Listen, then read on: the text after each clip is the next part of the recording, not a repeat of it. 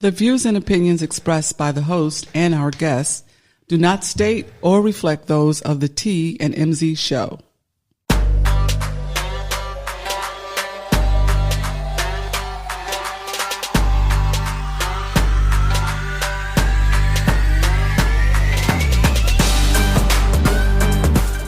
This is T. And this is MZ. And it's my birthday. It's my birthday. Happy birthday. Congratulations on making a year older. Woohoo! Woo! So tell us a little bit about what you did for your birthday. Well, I kind of like hung out like wet clothes, you know.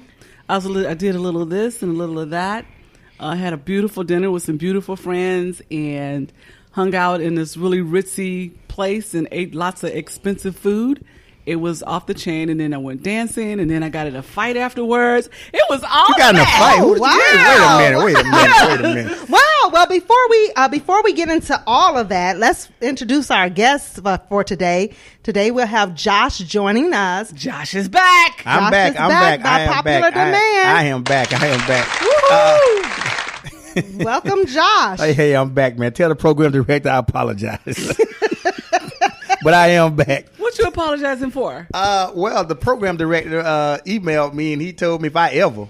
That your language was foul. Yeah, something like that. He told me to speak in Spanish if I ever speak again. That way, your listeners...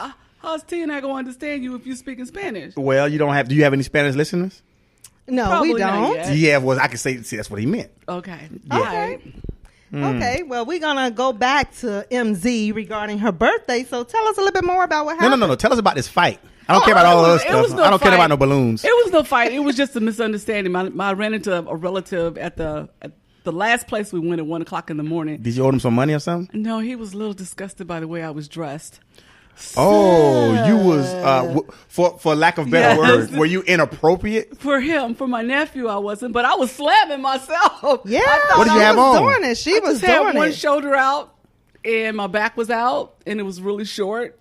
And so for him, that was like, Auntie, what you doing? Yeah, I see where he's coming from. Yeah. But I mean, you grown, so I've been like, okay, Auntie, you thotting and bopping, so I just let you go and do you. Do it. Yeah, he was all excited to see me, and then he just went totally left on me. I was like, wait a minute, hold up. I thought I was grown. I like, this is my birthday, and I'm like way older than you. And yeah, I can be a skeezer sometimes. Were you drunk? No. You wasn't drunk? No, it wasn't. Were you on your way to being drunk? No.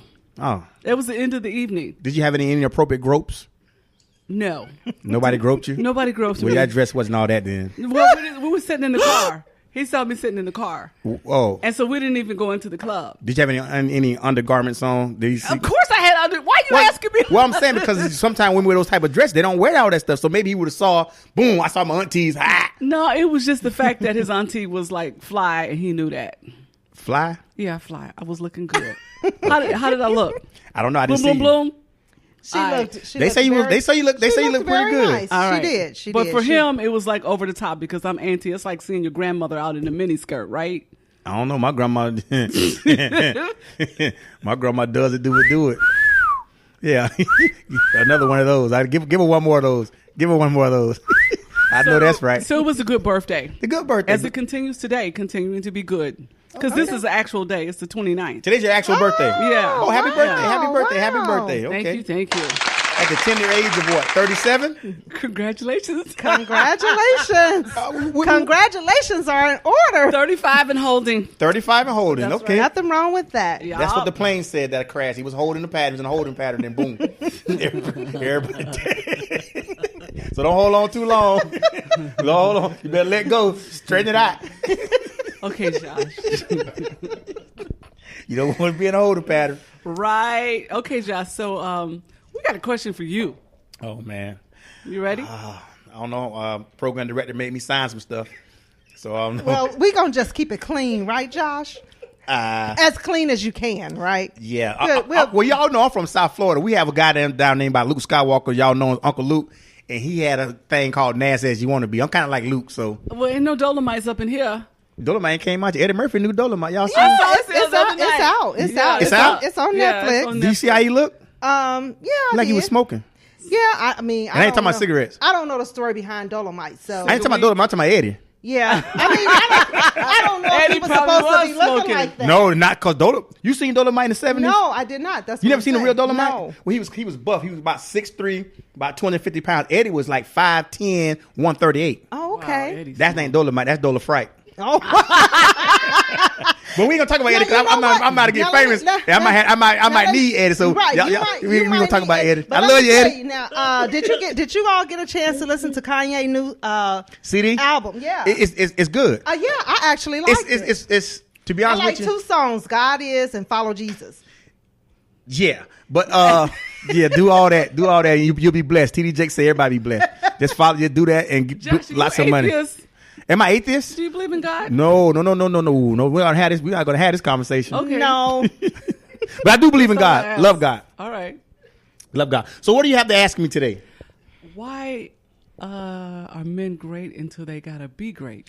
I don't understand that. Okay, this is what I get from So that. so basically y'all come off with all of this good stuff like y'all, yeah, baby, I'm gonna do this for you. I'm gonna be here for you. That's a fool. So they provide a lot of lip service. But that's so they have to. But produce it. why would a man? That's not a man. That's a boy. Because a man not gonna just sell you dreams unless he just want to have sex with you. Now, if that's what you're going for, then okay. But I'm not finna sit here and tell you I'm finna do all this for you. I don't care about your bills. Them your bills. We ain't talking about bills. But what do you want to do for you? But what do you want to do for you? Well, all they can do for you, pay your bills, they take you paint places. a grandiose picture of how big they are and how strong they are and how they're gonna do all of this and do all of that. You know, He may want to do it, but not want to do it with you. Okay, so it could be. But that ain't the question. I said why men great when they want to be great, but they can't be great. They can be great. Okay. Whenever they want to be great with who they want to be great with. Okay. Right. So they may tell somebody, they may tell Sheila, hey Sheila, I'm going to do this, blah, blah, blah, blah, but Sheila may do something along the road of him wanting to do all these things that kind of like threw him off. He like, nah. So Sheila's going to look at him like, you told me, but 2 months ago, I saw something that made me say, You see what I'm saying? Yeah, so I get that. It's not about, he didn't want to be great when the time to be great. He didn't want to be great with you because something that may have happened. And you turned off. But he might still want to deal with you, but he don't want to be with you. He don't want to be great. No, he don't want to be. Yeah, he's already great. Man's great by the time he's born. He's already great. So is a woman. We're all great. We're great in our own ways. But women sometimes can look for or ask for or expect more than what that particular man at that time is willing to give. Well, that's another whole So story. look, so let me ask you this. We trying to be great, but he ain't ready to be great yet. So do you think that it's hard for men to be the head of their own households? No. What I think about that, and I don't know if this is I'm allowed to say this on this podcast, but I'm gonna say it anyway. The government has taken the man. Yes, they've taken the black man and Hispanic man out of the home. That's why you have more women, black women and Hispanic women, that's more successful and go to school than their male counterpart. Okay. And it's not they don't want to be a woman who's making $80,000, $150,000, and her man is making $39,000 as a garbage man. Of course, he wants to be that, but when she's like, no, you better sit down, Jimmy. So, because Jimmy ain't making $40,000, and I just paid a bunch of these bills, and you sitting up there talking about we finna go to Tahiti, and I say we going to France. They don't want to hear all that because they're independent, and they teach you to be independent. Beyonce done said it. TLC said no scrub. So all these songs that these women are hearing are telling them one thing: they're independent. Women. So you know how hard it is for a man to be a head of that household. Okay. Yeah, that's okay. It's almost impossible. So what do you find to be some of the challenges for a black man then? It starts with school. And I'm gonna tell you the reason why it starts with school. I'm gonna give you a brief story of me. I was 10 years old and I was very gifted. And when I was in school, gifted doing what? No, I'm not gifted now. What were you gifted doing? I'm very intelligent. I was very intelligent. They put me in intelligent classes, and the teacher, his name was Mr. Lips. I'll never forget this man. Very special man. Lipps. Very special man. Mr. Lips told us that they put us in a behavioral class. It was 3 of us. It was me and 2 of my friends. And Mr. Lips told us that we're not supposed to be in this class. He told the principal why they here. And then when the principal left, Mr. Lips told us, hey, they're trying to discredit you guys. So we didn't know we was talking. We was 10-year-old kids. Right. So we didn't know what he was talking about. But what he's talking about was, now you're separating these kids, these very smart black kids that are going to be something. Now we put them in these behavioral class and we label them with behavioral problems. Correct. Now they can't compete with their counterparts. Correct. So we couldn't compete. So that's why I say it starts with the school. So now if you look, when the black kids, especially black males, when they get in trouble in school, it's some type of police involvement. When the other counterparts get in trouble, they just say, okay, he was just having a bad day that day. So now. So why would you blame it on the school as opposed to the parents? Because in order for you to get in that class, that type of class, parents have to agree. Well, you got to remember, our parents, because I'm black, so I'm going to say black parents. Our black parents, they when someone of a lighter persuasion comes and tells them something, they look at it as an authority figure. They look at it as an authority figure, and they just believe what they say. Because they don't have nobody in their household, their community tell them not to believe it. Right. So when they say your kid needs medication or your kid needs to be put in this class, we just agree with it. Okay, so this is where the young black male. So now we go from that to now he got in a fight with this kid, and now they want to put the black kid into juvenile detention centers. They don't want to put him in. Yeah, they want to put him in juvenile detention centers. They don't want to educate this child and try to say, hey, you know what? We're gonna see what the real root of the problem is. No, you're black, you're going to jail. So now here you are 10, 11, 12, 13, 14 going to jail. Now they kick you out of school. Now you turn to the streets. So there's no one taught you how to be a man and how to respect the woman because you're in the streets. So as you get older, now you're 15, 16, 17, 18, 19, 20. You done been in and out of group homes, in and out of juvenile prisons. So all you know is they'll call a woman a bitch and listen to the rap music because the rap music says the whole and she ain't shit. And that's what but there's a lot of young men that can overcome that. If they do overcome it. A lot of them do overcome it, and a lot of them never experienced that. But what I'm saying is this. You take a guy that went to college and you take a guy that went to prison. The guy that went to college, of course he got education, but the guy that went to prison, he got a way better education. Yeah, he got the street knowledge. No, he didn't get street knowledge because take for someone who has been behind the bars, you can get the same education that a guy in college gave me because I got 2 degrees while I was behind the fence. So it ain't about that. It's about the other things. It teaches you to be a man because here are these people. It's kind of like being in the military. These people are telling you when to go to sleep, how to go to sleep, why to go to sleep, what to eat, when to eat, what you're going to do, when you're going to do. So it kind of disciplines you. And it also teaches you patience. So a lot of guys who get out of prison done a lot of time. A lot of women say, oh, you're nonchalant. Or there's not that. It's just that things that you see as a big problem, we don't see as a problem. Big. It's not that big because we was able to sit back on our bunk night after night for years or months and sit back and just look at the world. Where someone else had to raise a kid, go to school, pay bills, do all this stuff. So you never got a chance to look at things, what we're talking, the topic we're talking about. And the reason why, these same questions that you ask me, we ask each other. I've asked my other friends, other guys that was incarcerated, like, man, hey, blah, blah, blah. And they be like, and then we just have whole conversations about it. Right. And that's why my outlook when you said I'm different. What it does though, when you share that with somebody, your other peers, it helps you find your identity. When y'all are sharing the same thing at that time. Well, you grow a bond. Yeah, exactly. You grow a bond. I don't know about identity. Right. Because think about it. If you go locked up when you're 15 years old, and you don't get out till you're 30. You see what I'm saying? You lost. Like take for example me. I have a disconnect with certain things like deaths in the family. Right. Deaths of my friends because you weren't there. Yeah, I really don't even know them. Right. You see what I'm saying? So I can have a friend that I've had when I was 13, 14, but now I'm in my 40s. I mean, you don't remember he him. dies. I'm like, oh man, John died. Oh yeah. But if I'd have been through John all these years, it'd have been a different story. I'd been like, oh man, John died. Oh my God. Right. Even like when my little brother passed away, I'm like, he's my little brother, but I don't know him. Right.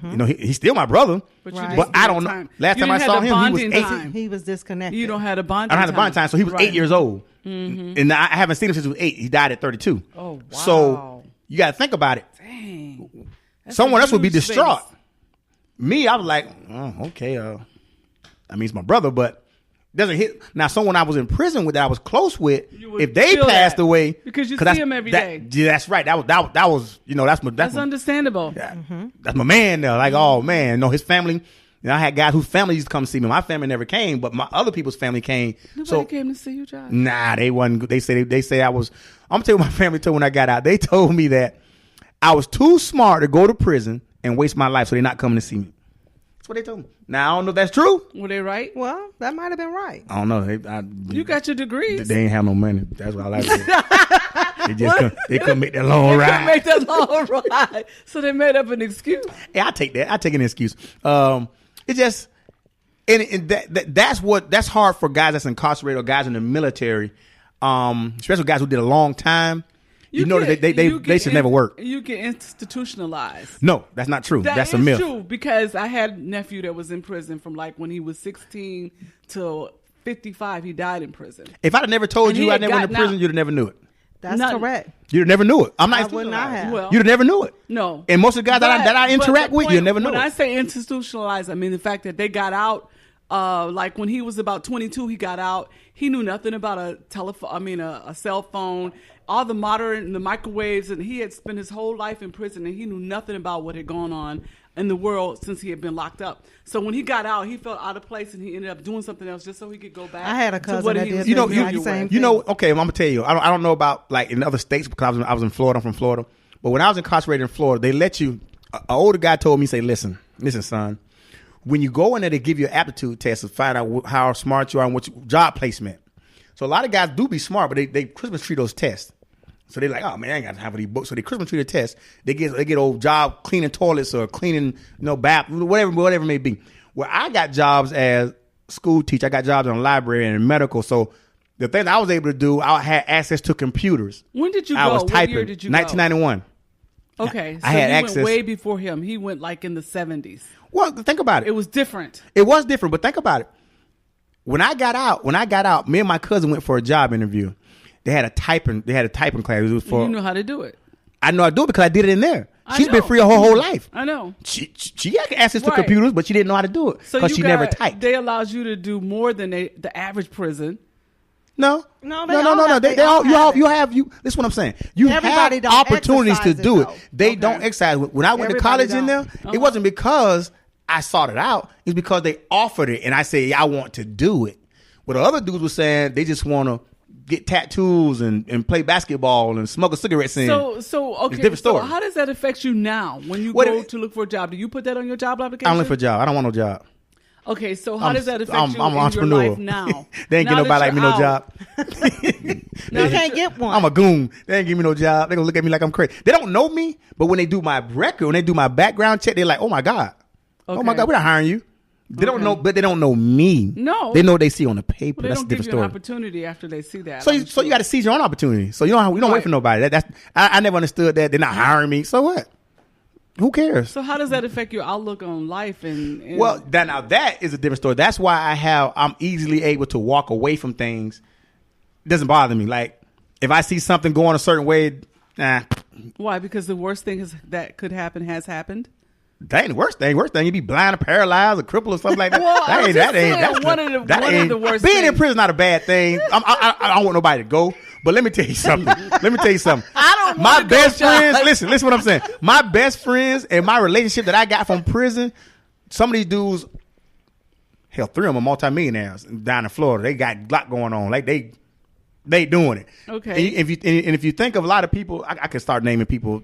Even celebrities that that have been to prison, and it's a lots of them. Well, they say you learn more in prison than you learn. I just said that in college. Remember, right? I just said that. Yeah. You will learn.